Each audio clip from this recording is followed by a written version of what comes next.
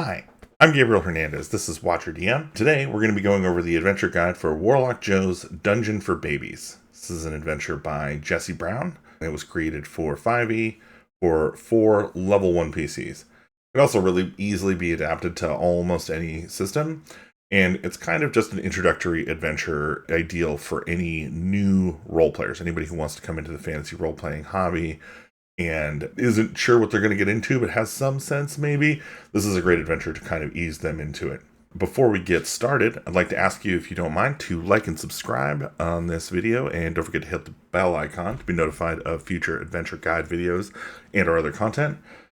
And if you like what we do, you can always go support us by purchasing our products on DriveThruRPG, itch.io, or WatcherDM.com. Alternately, you can come and join our Patreon, where we are producing new, crazy stuff every week for all of our patrons. And thanks to our patrons for supporting us, so we can keep working on this stuff. All right, let's get right into it. Warlock Joe's Dungeon for Babies effectively injects the party straight into their first adventure by introducing them to Warlock Joe. In the entrance, they find a cave with a sign that says Warlock Joe's Dungeon for Babies, kind of poking fun. When they approach, the simulacrum of Warlock Joe welcomes the PCs to the wonderful world of fantasy adventure and explains the goal is to traverse the dungeon and vanquish the treasure-hoarding dragon. As they go in, he'll provide dungeoneering packs to any PC who doesn't already have one, and one of the packs contains a map of the dungeon, and it's basically this illustration right here with a little heart, Warlock Joe. It's pretty clear that, battle, negotiation, trap, boss, and treasure. Once they're inside, Warlock Joe rolls a boulder in front of the entrance, sealing them in. And then we go into Area 1, where there is a wicked goblin combat happening, where 2 goblins are feeding pieces of human meat, but, feel free to change that to whatever, to a diseased giant rat to toughen it up. The diseased giant rat will attack. The goblins will run for cover, trying to hide. So this is a good opportunity to kind of show your party that attacking isn't the only option that enemies will take. It's also not the only option the party can take. They'll basically just try and get away from them. Area 2 is the Skeleton Knight. There is an intelligent skeleton knight and his warhorse are residing in this tomb, in the coffin. If the party engages with them, the knight is depressed. Play a depressed knight, because they have been waiting here for centuries and have not been called into service of the fabled Skeleton War. They guard this passage sad and malcontent, and the PCs can do a lot of things to the skeleton at this point, but probably the most straightforward is to convince the Skeleton Knight that the Skeleton War has already begun, and that the person who was supposed to call for him failed, and he will run off and try and go join the Skeleton War. Pretty fun stuff. Area 3 is a trap corridor. It's actually kind of a double trap corridor. It's effectively your classic Indiana Jones style rolling boulder from the top of the slope, and basically there are 3 traps in the room. So halfway down the hall is an uncovered 10-foot deep pit trap with sharpened punchy sticks. There is a pressure plate near the entrance that will trigger a rolling sphere trap. That's the boulder. And then, while the PCs can easily jump over the first pit, there is a second pit right after it that's covered and hidden. And if they fall into that, they will take some damage.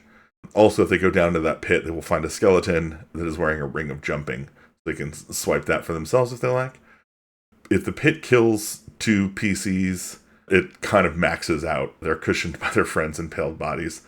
So if more than 2 people fall into the pit, they don't continue taking damage. And then Area 4 is the boss lair. So 2 kobold trap makers are hiding in the piles of coins when the PCs enter the room.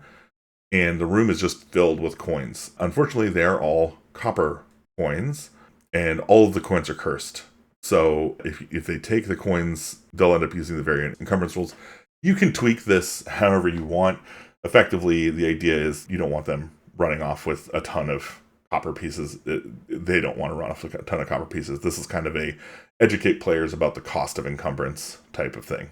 There are 3 potions of resistance, fire, and a Dragon Slayer whip that sit on a pedestal, along with a note from Joe explaining their properties, so they don't have to cast Identify or anything.